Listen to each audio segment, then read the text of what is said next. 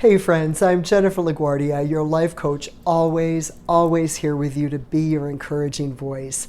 So I've always been an easygoing, go with the flow kind of person. Totally an obsessive planner, but completely cool if plans need to change. Just give me a quick second to come up with plan B and we're good.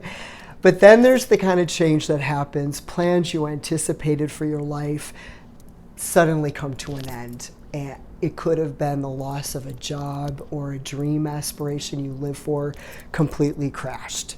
It could have been a relationship with someone you saw you're forever with.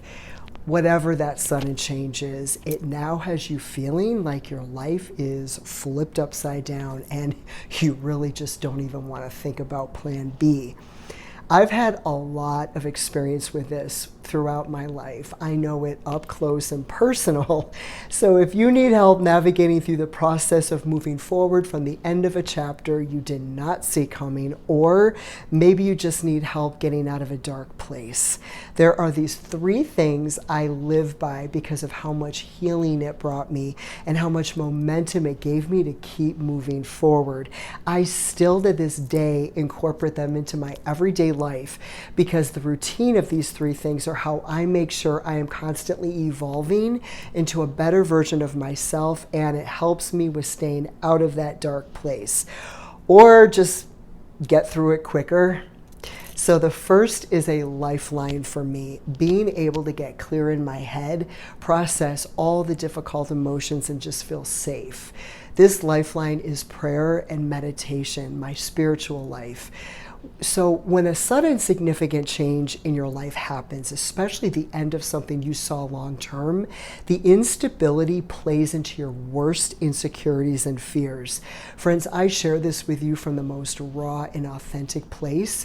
I've lived most of my life having my faith be my greatest stability. So my spiritual life became my rock solid foundation, and it's never failed me. Even though a lot's happened I didn't understand until much later, everything that didn't work out in my life ended up being the reason why so many wonderful things did.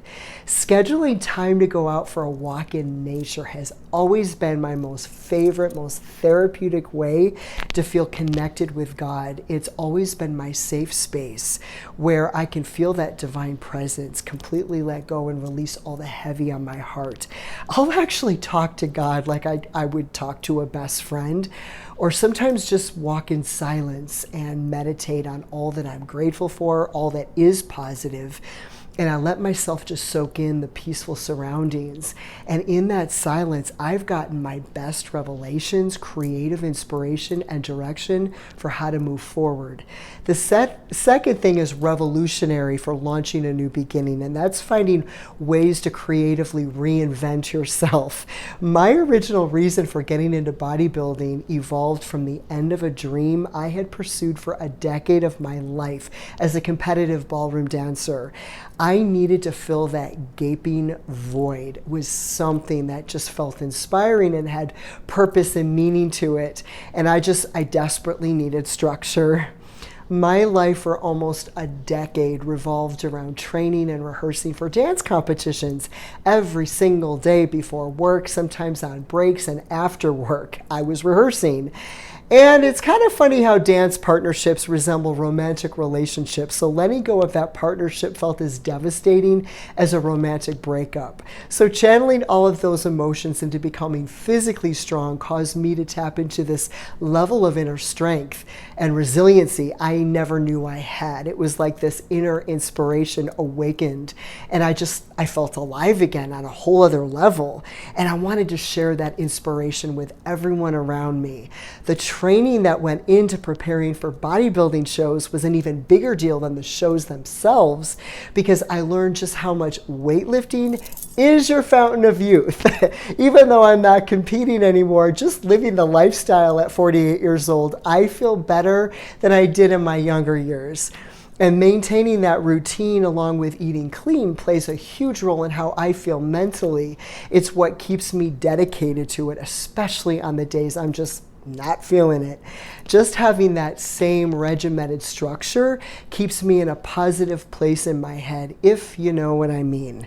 Friends, whatever speaks to your heart, whatever brings you joy and inspiration, make it your mission to pour your energy into something that causes you to become a greater version of yourself, greater than you were the last chapter of your life.